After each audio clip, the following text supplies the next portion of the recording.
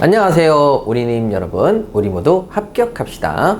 자, 여러분들하고 요번에는 감정평가사 수험생을 위한 2024년도 변리사 기출문제 분석을 한번 해보도록 하겠습니다.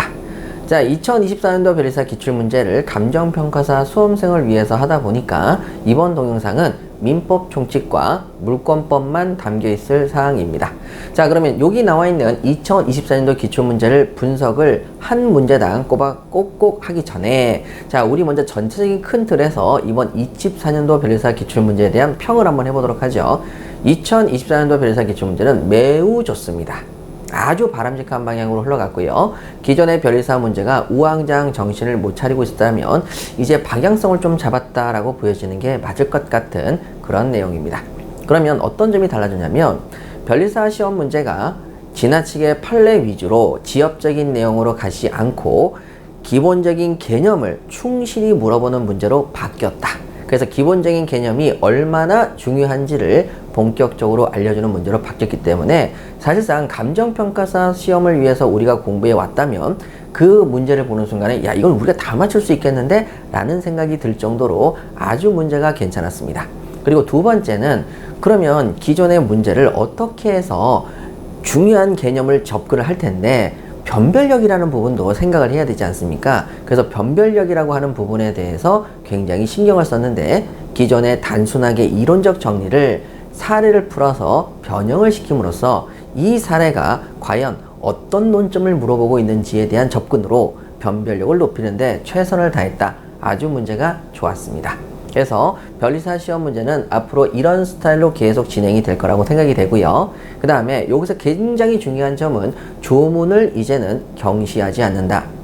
상위 클래스 시험이라고 하는 부분들은 특히 조문을 가볍게 여기거든요. 그러나 조문이 밑바탕이 되지 않으면 절대 어떠한 개념도 도출해낼 수 없기 때문에 조문의 출제가 두드러진 것이 아주 좋아 보였다라고 말씀을 드릴 수가 있겠네요. 자, 그럼 저랑 같이 우리 공부했던 내용들을 한번 확인해 보도록 하겠습니다. 자, 첫 번째, 신의 성실의 원칙부터 볼까요?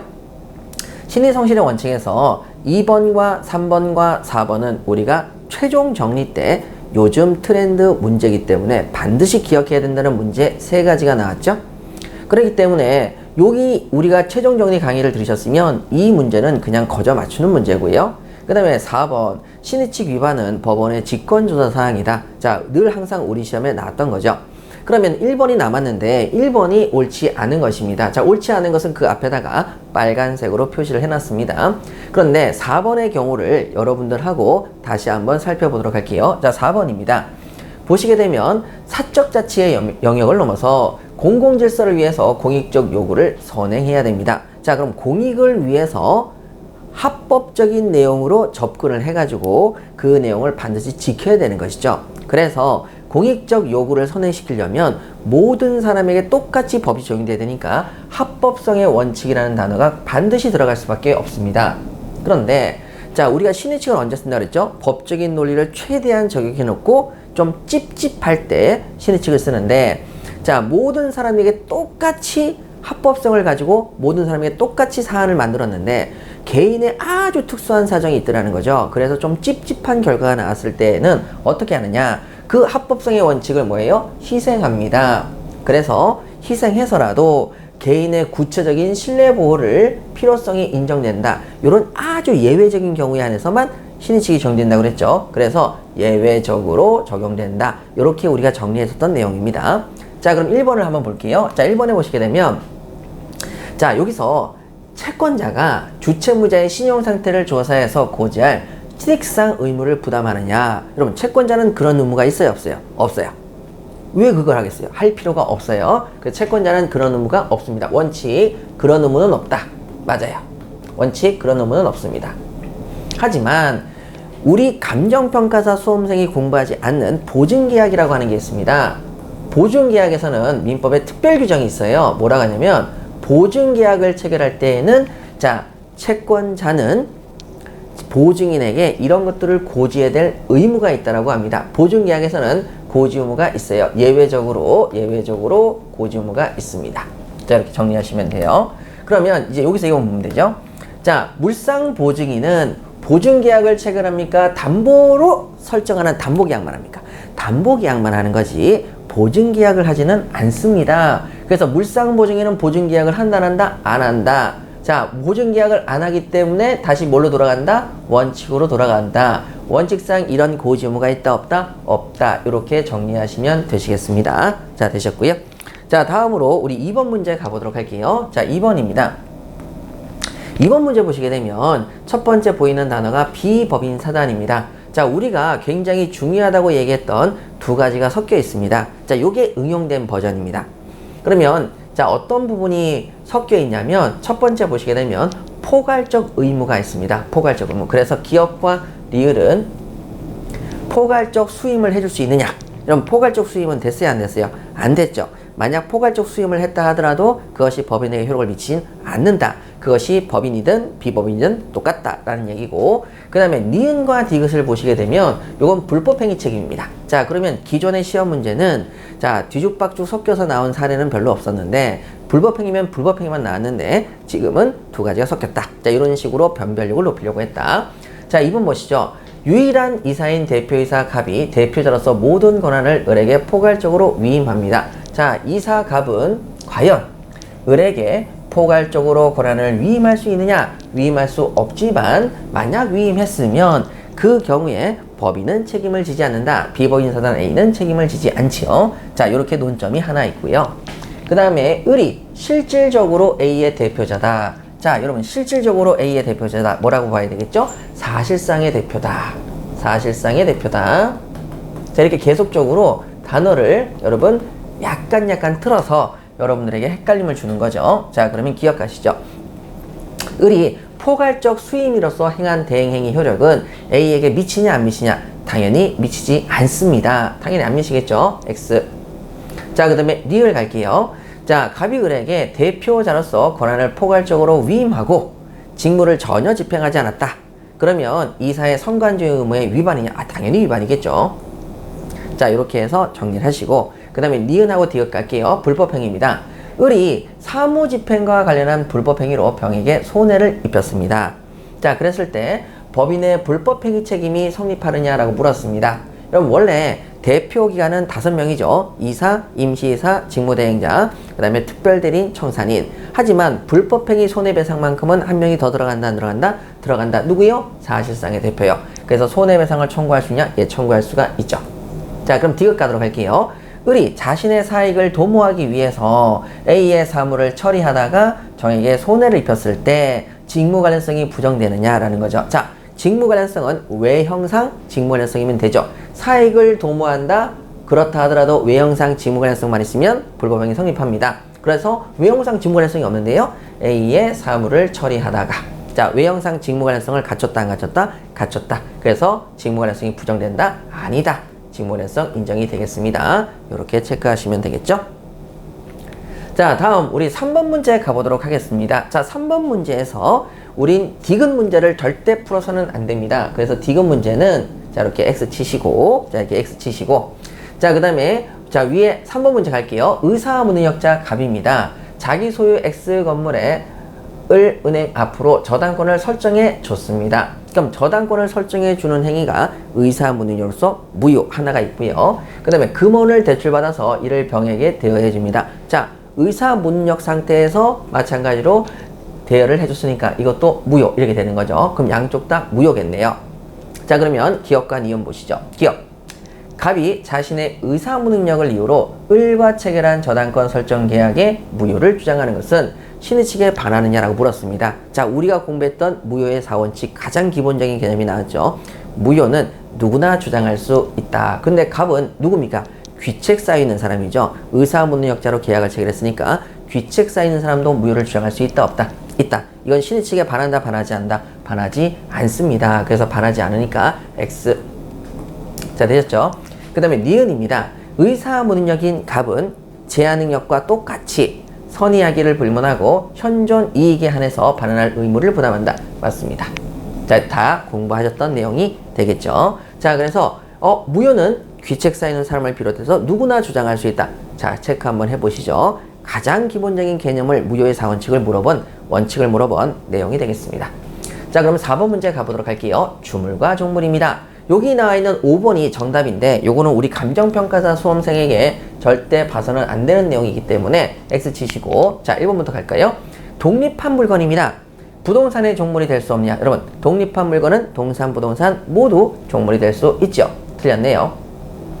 자, 그다음 2번입니다. 자, 2번 문제는 정답이 되진 않습니다. 그래서 여기도 사실 정답이 5번이거든요. 근데 2번 문제의 경우에 설명을 잠깐 드리도록 할게요. 먼저 여기 보시게 되면, 자, 시효 취득이 나와 있습니다. 시효 취득의 효력이죠. 보시죠.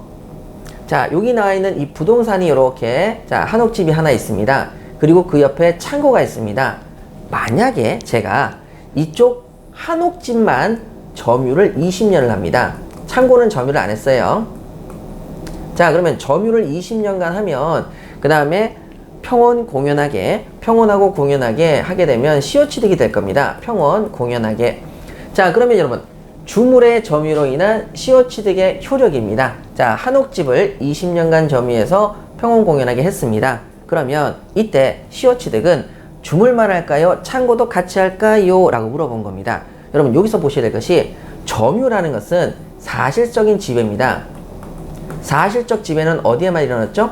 예, 창고는 한 번도 사실적 지배를 한 적이 없습니다. 그럼 어디만 점유했다고요? 한옥집만 점유했다. 그러면 어디에만 시효취득이 생긴다. 그죠? 사실적 지배를 한 주물만 생깁니다. 그래서 거기 나와 있는 내용이 주물의 점유로 인한 시효취득. 자, 점유로 인한 시효취득이죠. 요 경우에는 점유를 한 부분만 시효취득한다. 종물은 점유 안 했으니까 시효취득이 되겠어요, 안 되겠어요? 안 되는 거죠. 그래서 점유하지 않은 종물까지 미칩니까? 라고 물어보니까 뭘 미쳐? 안 미치는 거죠. 점유한 부분만 시효취득이 된다. 자, 이렇게 보시면 되고요. 자, 3번입니다. 주물에 대한 압류의 효력은 종물까지 미쳤죠. 자, 우리 공부하셨던 공법적 효력까지 미쳤고요. 그 다음에 4번. 주물 그 자체 효용과 직접 관계가 없다면 걔는 종물이다, 아니다? 아니다. 종물이다. 그래서 틀렸네요. 이렇게 해서 1, 2, 3, 4번이 다 틀렸고 5번은 보실 필요가 없는 문제 되겠습니다.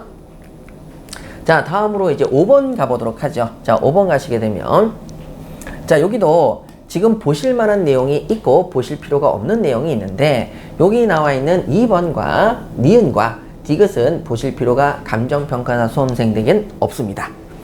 그러면 한번 볼게요. 갑이 자신의 X건물을 을에게 매도하는 계약을 체결하고 계약금 중도금을 수령하고, 그 다음에 이 사실을 알고 있는 병이 갑의 배임 행위에 적극가담이라는 단어가 나왔죠. 적극가담했으니까 반사회적 법률행위로서 병이 등기를 격려받게 됩니다. 소유권 이전 등기를 격려받았다. 자, 그러면 우리 기억 먼저 가볼까요? 갑과 을이 체결한 매매 계약은 반사회적 법률에서 무효냐? 무효죠. 왜? 배임 행위에 적극가담 나왔죠. 리얼 갑니다. 정이 병을 소유권자로 믿고 병으로부터 물건을 매수해서 소유권 이전 등기를 마쳤습니다. 자, 무효인 등기에 대해서 정이 가져갔다는 거죠. 그때 정은 갑과 병 사이 매매 계약에 유효를 주장할 수 있느냐? 여러분, 지금 반사회적 법률에서 무효죠? 그러니까 유효 주장이 아니라 무슨 주장? 무효 주장이 돼야 되겠고, 무효는 누구나 주장할 수 있다, 없다? 있다. 또 나왔죠. 무효는 누구나 주장할 수 있습니다. 그래서 요 지문이 틀렸죠. 그래서 정답은 여기 기억이 되겠습니다. 자, 그래서 여기 나와 있는 내용도 가장 기본적인 개념 또 물어봤죠. 무효는 누구나 주장할 수 있다. 귀책 쌓인 사람도 주장할 수 있고 누구나 주장할 수 있다. 이렇게 또 기본적인 개념이 또 나왔습니다. 자, 이제 6번 문제 가보도록 할게요. 자, 6번입니다.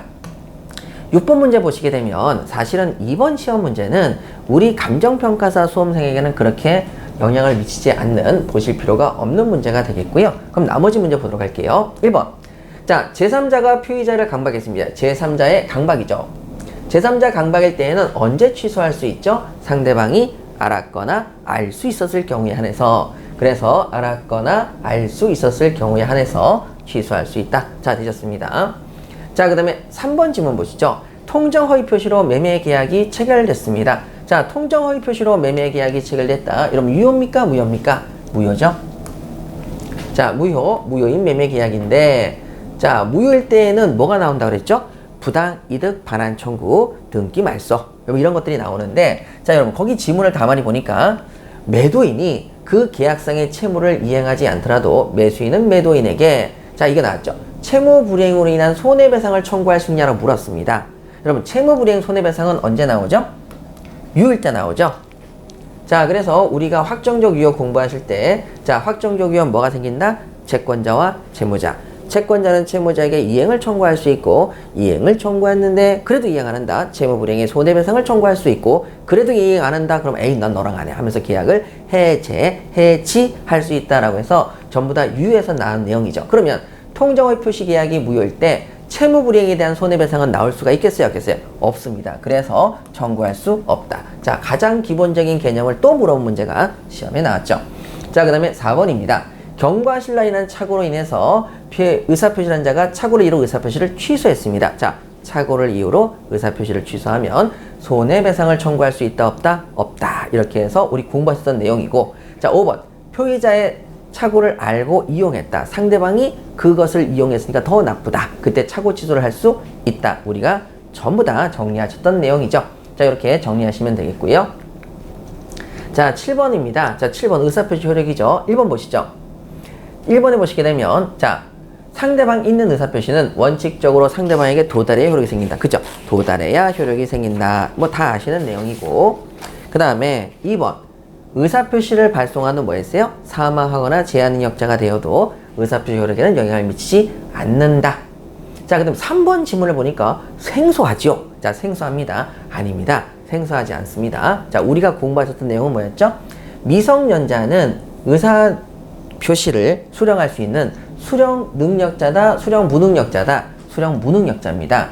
해지의 의사가 미성년자에게 도달하면, 자, 그러면 미성년자는 해제 의사표시를 수령할 수 있는 그러한 권한이 있느냐? 수령 무능력자니까 없고, 그 사람에게 의사표시를 했다라고 대항할 수도 없었죠. 다만 법정 대리인이 그 사실을 알았다면 그때는 대항할 수 있었죠. 자, 그럼 수령 무능력자니까 걔한테 의사표시를 도달했다. 근데 무슨 의사표시죠? 해제 의사표시를 했는데 그러면 효력이 생기겠어요, 안 생기겠어요? 수령 무능력자니까 안 생기겠죠. 해제 효력이 발생한다? 발생하지 않겠네요. 자, 이렇게 정리하시면 끝나는 거죠. 그래서 정답은 3번이 되겠습니다. 자, 기존의 기출문제를 변형시켰다, 안 시켰다? 시켰다. 이렇게 보시면 되고요. 자, 그 다음에 여러분 거기 4번 문제도 한번 볼게요. 이것도 우리 기출지문이기도 하죠. 자, 뭐라고 하냐면, 자, 상대방이 부당하게 등기 취급 우편물 수취를 거부한다. 자, 뭐라고요? 부당하게 등기 취급 우편물의 수취를 거부합니다. 부당하게 수취를 거부했죠. 그럼 우리 공부했죠. 부당하게 수취를 거부한다는 것이 과연 도달이냐 아니냐? 도달이죠. 그래서 도달이기 때문에 뭐라고 되어 있냐면, 객관적 상태의 형성을 방해한 것이 신성실에 반한다. 뭐 필요 없고. 그 다음 보세요. 수취 거부 시에, 자, 보세요. 의사 표시 효력이 생긴 것으로 보아야 된다. 자, 뭐 한 것이다? 도달된 것이다. 자, 또 기출문제를 살짝 틀어서 여러분들에게 한 단계 더 생각하게 만들었죠. 자, 되셨고요. 그 다음에 이제 5번입니다. 자, 5번 문제는 사실상 옛날 한 20년 전에 나왔던 판례인데 보실 필요가 없어 보이네요. 자, 이것은 그냥 지우셔도 되시겠습니다. 자, 그럼 다음으로 우리 8번 문제 가보도록 할게요. 자, 8번에 복대리입니다. 자, 복대리 나왔네요. 자, 여기도 우리가 공부하셨던 내용이니까 간단하게 볼 수 있죠. 조문이 많이 나왔는데, 자, 1번 법정 대리는 원칙적으로 부득이한 사유가 있는 때 안에서 복임권이 있다. 아니죠. 법정 대리는 마음대로 복임을 선임할 수 있습니다. 그래서 부득이한 사유가 있는 때 틀렸네요. 2번 법정 대리인이 부득이한 사유로 복대리를 만약에 선임했다면 그때는 선임감독상의 책임이 있고요. 임의 대리인은 원칙적으로 복대리인 선임을 못하죠. 부득이한 사유나 본인의 승낙이 있을 때만 가능하고요. 그리고 4번 본인의 승낙을 얻어서 선임을 하면 무슨 책임이 있습니까? 선임감독의 책임이 있죠. 자, 그 다음에 이제 5번입니다. 자, 5번도 우리가 수업 중에 정리하셨던 내용이죠. 자, 묵시적으로 복대리인 선임을 할 수 있다, 없다? 있다. 이렇게 정리하시면 끝나시겠네요. 자, 그 다음에 이제 9번 문제입니다. 9번 문제 보시면 제한능력자가 나왔습니다. 자, 보시면 제한능력자가 아닌, 대리인? 자, 제한능력자가 나왔는데 그 옆에 나와있죠. 의뢰 대리인이라고 말했다. 그리고 나서 병에게 의뢰 부동산을 3억 원에 매도하는 계약을 체결했고 3천만 원 수령했는데, 자, 그때는 위약금 약정이 있었다. 그런데 중요한 것은 을은 갑에게 대리권을 수여한 바가 없습니다. 자, 무권 대리 내용이 되겠네요. 자, 그럼 무권 대리 내용 한번 보시죠. 자, 을이 대리권을 수여한 바가 없으니까 을이 본인이고요. 그 다음에 갑이 뭐예요? 무권 대리인입니다. 대리권을 수여한 바가 없죠.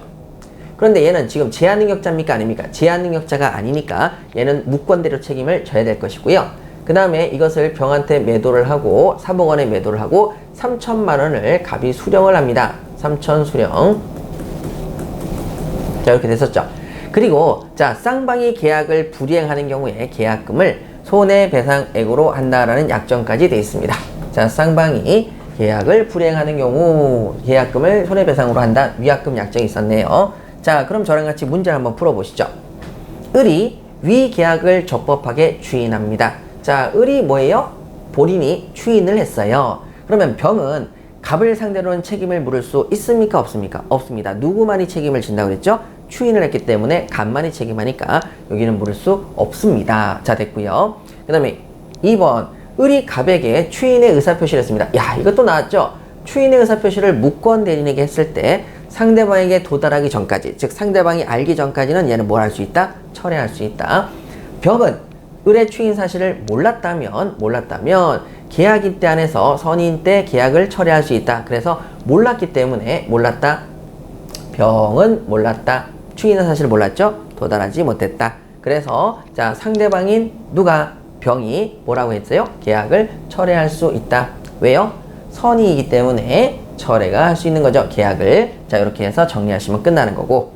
자, 이것도 우리가 다 보셨던 내용이고. 3번. 을이 추인을 거절했습니다. 자, 추인을 거절했으면 누가 책임을 져야 되는 거죠? 갑이 책임을 져야 되는데 병이 무권 대리의 사실에 대해서 선의무과실이라면 갑에게 과실이 없더라도, 자, 여러분 또 나왔습니다. 갑에게 과실이 없더라도 책임을 추궁할 수 있느냐? 추궁할 수 있습니다. 자, 우리 기출문제문 어떻게 나왔죠? 무권 대리인은 무과실 책임이다라고 기출지문에 나왔던 것이 갑이 과실이 없더라도 이렇게 이제 나왔네요. 자, 그 다음에 이제 4번입니다. 갑이 무권 대리인으로서 책임을 부담하는 경우에 병은 위 계약에 따른 위약금 조약의 효력을 주장할 수 있느냐? 예, 주장할 수가 있지요. 자, 손해배상 액수를 미리 정해놨으니, 자, 계약을 손해배상 액수를 미리 정해놓은 것을 주장할 수 있는 것이고요. 이건 뭐 큰 의미는 없고, 자, 우리 감정평가사 수험생에게 큰 의미가 없습니다. 그래서 4번 부분은 굳이 안 보셔도 되는 겁니다. 자, 이제 5번 갈게요. 만일 병이 정에게 위 부동산을 매도했습니다. 자, 그러면 병이 이것을 이렇게 정이라는 사람한테 매도를 했단 말이에요. 그리고 을이 정에게만 추인의 의사표시를 했답니다. 자, 을이 정에게만 이렇게 추인 이렇게 의사표시를 했답니다. 그러면 효력이 생길 것이냐? 라는 부분이죠. 자, 오늘 게시판에 이런 질문이 나왔습니다. 자, 제가 말씀드렸던 게 있었죠. 무효는 누구나 주장할 수가 있지만 또 누구에게나 주장할 수도 있었죠. 그럼 누구에게나 주장할 수 있기 때문에 을은 무효인 것을 갑한테도 주장할 수 있고 병한테도 주장할 수 있고 정한테도 주장할 수가 있는 상황이 된 거죠. 그러니까 무효를 누구한테나 주장할 수 있는데 주장을 누구한테나 할 수 있는 상황에서 뭐를 했다? 정한테 추인을 해버렸다. 자, 정한테도 주장할 수 있는 상황에서 추인을 해버렸다. 그러면 효력이 생겨야 안 생겨요? 그쵸? 생기죠? 생깁니다. 추인의 효력이 생기죠? 그래서 자, 만일 병이 정에게 위 부동산을 매도했을 때 을이 정에게만 추인의 의사를 표시하면 추인의 효력이 발생하지 아니하냐? 발생해요. 발생합니다. 자, 이것도 여러분 저랑 같이 우리 공부하셨던 내용이죠. 모든 사람에게 주장할 수 있고 그때 추인도 할 수 있고 추인 거절도 할 수 있다라고 다 우리 공부하셨던 내용이고 요약서에 다 있던 내용이죠. 자, 그렇게 해서 이렇게 응용해서 시험 문제 냈구나. 아주 좋은 문제 되겠습니다. 자, 다음으로 우리 10번 취소 부분 가도록 할게요. 자, 여기 시험 문제도 매우 좋았습니다. 자, 그럼 한번 볼까요? 먼저 미성년자가 체결한 계약이 법정 대리인 동의가 없었습니다. 그러면 물어보는 게 계약 당사자인 미성년자, 제착 대승의 제 단독으로 취소할 수 없느냐? 취소할 수 있죠. 자, 그 다음에 2번 계약을 체결할 수 있는 권한을 가진 임의 대리인이 사기로 계약을 체결한 경우에 임의 대리인 계약을 취소할 수 있느냐? 자, 여러분들하고 정리했었죠? 대리인은 무슨 권한을 가지고 있죠? 계약을 체결할 수 있는 권한만을 가지고 있습니다. 자, 그럼 권한이 계약 체결할 권한이 있으니까 그 경우에 계약을 취소할 수 있어요? 없어요? 취소할 수가 없지요. 자, 되셨고 그 다음에 이것도 우리가 공부하셨던 내용이고 3번 미성년자인 임의 대리인이 계약을 체결했으면 본인은 미성년자에 대한 대리행위로 이로 취소할 수 있냐? 이것도 했었죠. 미성년자인 임의대리인이 계약을 체결했다면, 자, 미성년자를 임의대리로 선임을 했다면 본인도 취소 못하고 미성년자인 대리인도 취소 못하고 미성년자의 법정대리인도 취소 못하고 아무도 취소할 수 있는 사람이 없었죠. 취소할 수 있다. X. 다 공부하셨던 내용이고. 자, 그 다음에 여러분 4번. 문제가 너무 좋아서 좀 이따 보시도록 하고요. 5번. 미성년자가 단독으로 발급받은 신용카드를 이용해서 구입한 물품의 대금을 성년자가 돼서 이의 없이 결제했을 때 물품 구입 계약을 미성년자 행임을 이유로 취소할 수, 이것도 너무 좋은 문제입니다. 제가 여러분들에게 여기는 객관식 문제를 풀 때 별표를 2개 정도 치시면서 요게 굉장히 까다로운 문제인데 이걸 찾아내실 수 있어야 된다라고 말씀을 드렸죠. 자, 그러면 여러분 여기 나와 있는 5번 문제부터 보시면은 이건 뭘 물어보는 겁니까? 법정 추인입니다. 취소가 나오면 법정 추인을 여러분 반드시 체크하셔야 됩니다. 보실까요? 미성년자일 때 구입한 물건입니다. 자, 미성년자일 때 단독으로 구입한 물건이네요. 물품의 대금이죠. 자, 그러면 이거를 결제했다 하더라도 취소할 수 있는데, 자, 보시면 성년자가 되어서, 자, 추인할 수 있는 요건을 갖췄고 물품 구입 계약을 결제했습니다. 결제를 했습니다. 그럼 뭐가 되겠습니까? 결제했다. 이게 지금 기존에라면 채무를 전부나 일부에 대한 이행 이렇게 나올 겁니다. 자, 법정 추인에서 뭐로 나온다고요? 전부 또는 일부의 이행. 이렇게 시험 문제가 나왔어야 되는데, 자, 요거를 이제 사례형으로 틀어서 이행이 아니라 뭐 했다? 결제했다. 자, 결제를 했어요. 그때 법정 추인이 되겠네요. 법정 추인이 됩니다. 따라서 법정 추인이 되니까 추인의 효력이 생기고, 추인의 효력이 생겼으니까 뭐를 못한다? 취소를 할 수가 없는 것이지요. 취소 X. 이렇게 이제 정리하시면 되겠습니다. 굉장히 좋은 문제로서 여러분들 법정 추인을 요즘에 이렇게 꼼꼼 숨기기 때문에 잘 찾아내셔야 됩니다. 자, 그럼 그 다음 가시죠. 자, 4번 지문은 조금 더 봐야 될 것 같아서요. 지금 보는 겁니다. 자, 4번 보시죠. 지금 요 취소권자의 경우에 어떻게 시험에 나오고 있냐면, 자, 우리 전에 시험에 나왔던 건 이렇게 나왔습니다. 갑이라고 하는 사람이 미성년자인데, 자, 을이라고 하는 사람하고 계약을 체결했다. 을이 미성년자로부터 받은 물건을 이렇게 병한테 넘겼을 때, 자, 그럼 얘는 누구에게 취소할 수 있느냐? 갑은 누구에게 취소권을 행사하느냐라고 물었습니다. 상대방입니까? 승계인입니까? 라고 한다면 당연히 취소권자가 상대방에게 해야 됩니다. 상대방. 자, 그러면 여기 나 있는 승계인에게는 얘한테는 취소권 행사할 수가 없습니다. 요렇게 이제 시험 문제 나왔는데요. 자, 이번에는요, 어떻게 시험 문제 나왔냐면, 자, 전세권에 의해서, 사기에 의해서 건물이 전세권이 설정이 되고, 자, 사기로 전세권이 설정이 되고, 그 건물이 양도됐습니다. 그때 건물 양수인은 전세권 사기를 이유로 전세권 설정 계약을 체결할 수 있느냐? 보시죠. 그러면 갑과 을 사이에서 을이 사기를 쳤습니다. 자, 그래서 사기를 쳐서 전세권 설정. 자, 얘가 사기를 쳤고요. 전세권이 설정됐습니다. 자, 그리고 난 다음에 그 건물이 양도됐습니다. 자, 그럼 그 건물을 갑이, 자, 정한테 양도했다고 할게요. 자, 정한테 양도했습니다. 그러면 건물 양수인이 누구냐? 정입니다. 전세권자의 사기를 이유로 설정 계약을 취소할 수 있느냐? 자, 정이라고 하는 사람이 여기 있는 얘 상대방에게 취소할 수 있느냐? 일단 상대방에게는 취소할 수가 있죠. 그런데 여기 볼까요? 제착 대승, 제한 능력자 아니네요. 착오나 사기로 인해서 사기 강박에서 의사를 표시한 사람 아니죠. 걔는 얘니까요. 대리인 아니죠. 승계인 해서 포괄 승계인만 시험에 나온다라고 말씀을 드렸는데, 이번엔 특정 승계인이 되겠습니다. 자, 정의 뭐라고요? 특정 승계인. 자, 특정 승계인도 취소권자다 아니다? 취소권자다. 취소권자인데, 자, 상대방을 상대로 계약을 취소할 수 있다 없다?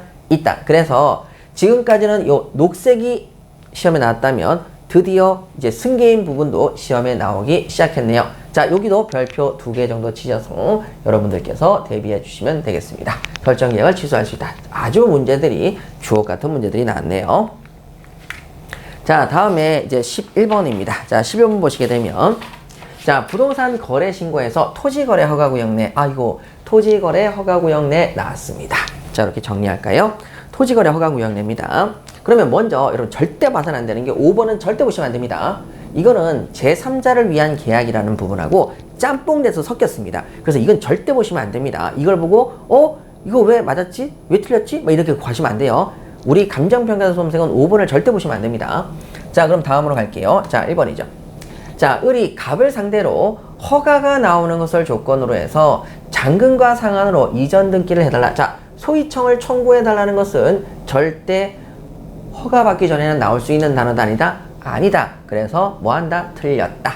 자, 그 다음에 그 밑에 계약을 해제할 수 있느냐? 여러분, 계약 해제가 돼야 안 돼요? 안 되죠. 확정적 유효에서는 나올 수 있는 계약 해제. 유동적 무효의 경우엔 나올 수가 없지요. 다음에 위 계약이 확정적 무효가 됐을 때 귀책 쌓이는 당사자도 계약의 무효를 주장할 수 있냐? 참 많이 나오죠. 올해 벌써 세 번째입니다. 무효의 4원칙이 세 번째 나왔어요. 귀책 쌓인 사람도 무효를 주장할 수가 있다. 아주 개념만 내려고 난리가 난 거죠. 자, 그 다음에 4번 보실게요. 허가를 신청하기 전에 기망행위로 위 계약을 체결하였다. 그 계약을 취소할 수 없느냐, 취소할 수 있느냐? 여러분, 자, 취소할 수 있었어요, 없었어요? 있었죠. 자, 그래서 X 이렇게 해서 말씀을 드렸던 내용입니다. 자, 그래서 여기 나와 있는 이 문제 굉장히 좋다. 다만 5번 문제는 절대 푸시면 안 된다. 자, 다음으로 우리 소멸시효 중단 사유. 자, 민총에서의 마지막 문제가 되겠습니다.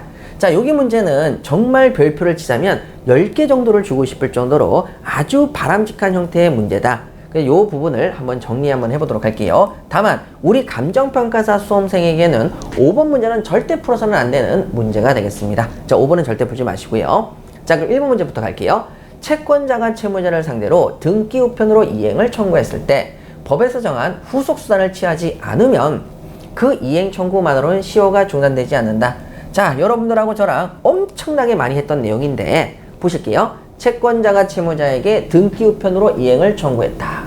여러분, 요거 딱 보는 순간에 뭔가가 하나 떠올라야 됩니다. 재판상입니까? 재판외입니까? 재판외입니다. 그래서 요거를 다른 말로 뭐라고 불러야 되죠? 최고. 자, 최고는 시효 중단 효력이 생긴다, 안 생긴다? 안 생긴다. 시효가 중단되지 않습니다. 다만 6개월 내에 재판상 청구, 압류, 가압류 가처분을 하면 시효 중단 효력이 생긴다 그랬죠? 법에서 정한 후속 수단을 취하면 생기겠지만 취하지 않았으니 당연히 시효 중단 효력은 생긴다, 안 생긴다? 안 생긴다. 아주 문제가 좋았습니다. 자, 그 다음에 여러분 거기 나와 있는 2번 문제 보도록 할게요. 채권자가 채무자를 상대로 제기한 소송입니다. 자, 채권자가 채무자를 상대로 제기한 소송이 되겠네요. 소송을 제기했습니다. 그러면 재판상 청구를 한 거네요. 그러면 그때 판결이 선고됩니다. 판결이 선고되면 당연히 판결 확정 시부터 새로운 소멸시효가 진행을 하죠. 그러면 그 사이에는 소멸시효 중단 효력이 있었지요. 자, 이것도 우리가 공부했던 거죠. 자, 채권자가 채무자를 상대로 제기한 소송에서 판결이 성소됐다. 당연히 승소죠. 판결이 성소된 게 승소가 된 거죠. 그때 시효 중단 효력이 생겨요, 안 생겨요? 생기죠. 이것도 우리 민법 조문에 없는 내용으로서 우리가 이론 공부할 때 꼼꼼히 봤던 내용이고. 자, 근데 3번입니다. 채권자가 소송을 제기했는지 채무자가 소송을 제기했는지 보세요. 자, 저를 여러분들하고 계속 강의할 때마다 말씀드렸죠. 채무자가 채권자를 상대로 소를 제기합니다. 제소를 한 거죠. 누가요? 채무자가. 그러면 채권자가 이거 봐라 하면서 뭐 한다고요? 소송에 응해준다. 채권자가 이를 적극적으로 다투었다. 여러분, 이게 뭡니까? 적극적으로 다투었다. 응소죠. 그러니까 응소라는 단어, 제소라는 단어를 쓰지 않고 문장 속에 꼭꼭 숨겨놨습니다. 찾아내야 돼요. 응소를 했습니다. 자, 그러면 시효 중단 효력이 인정되느냐? 시효 중단 효력이 인정이 되죠. 언제? 응소시. 자, 뭐라고요? 응소시. 소가 법원에 접수된 때? 이건 채무자의 소가 접수된 때? 아닌 거죠. 채권자의 응소시부터. 자, 응소시. 자, 이렇게 해서 정리하시면 되는 거죠. 우리 기출지문이기도 한다. 그런데 다만 응소라는 단어가 들어갔느냐 안 들어갔느냐, 그인데 응소를 찾아내는 게 되겠죠. 자, 그 다음에 이제 4번 가시죠. 자, 4번. 4번도 우리가 공부했던 내용입니다. 보시죠. 채권 양수인이 채권자가 채무자를 상대로 소를 제기합니다. 제소를 했죠. 그랬는데 어쩌고 저쩌고 이래가지고 기각됐습니다. 자, 여러분, 재판상 청구를 했는데 기각이 됐으면 시효 중단 효력이 있어요, 없어요? 없어요. 그러면 6개월 내에, 자, 그래서 6개월 내에 재판상 청구, 압류가압류 가처분을 하면, 그런데 다시 소를 제기하면 또 뭘 했다고요? 재판상 청구를 했죠? 그러면 언제 씌워준다는 효력이 생긴다? 두 번째 재판상 청구, 첫 번째 재판상 청구. 첫 번째, 최초의 재판상 청구죠. 전소 제기 시에 소급해서 발생한다. 전소 제기 시, 바로 최초의 소제기 재판상 청구부터 효력이 발생한다. 씌워준다는 효력은. 자, 여러분, 이것도 우리가 같이 공부했었던 내용이죠. 조문을 꼼꼼히 살펴보자. 이렇게 말씀드렸던 내용입니다. 자, 이렇게 응용해서 시험 문제를 냈으니까 우리가 이렇게도 나올 수 있구나 한번 대비하시면 되고, 그 다음에 여기 문제는 난이도가 조금 있으니까 여러분들이 읽어보시면서 이렇게도 나올 수 있군 하고 한번 확인해 보시면 충분하실 것 같습니다. 자, 민법 총칙은 여기서 마무리하도록 하고요. 또 조금 있다가 여러분들에게 물권법은 또 보여드리도록 하겠습니다.